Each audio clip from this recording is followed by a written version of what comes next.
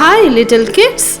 Let's enjoy a beautiful story with Boo Boo. Unity is strength. Once in a small village, there lived an old farmer with three sons who were always quarreling.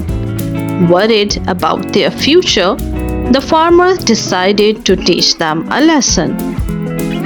One day, he called his sons and handed each of them a single stick, asking them to break it.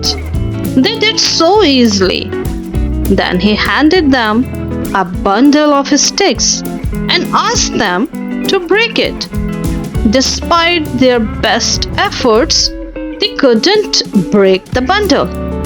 The farmer smiled and said, "My sons, if you stay united like this bundle of sticks, no one can harm you. But if you are divided, you will be as easily broken as a single stick."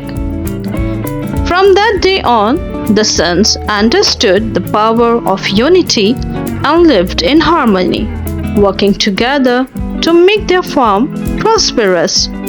The moral of the story is unity is a strength. So kids, I hope you have enjoyed the story and don't forget to like and subscribe my channel. See you in next video.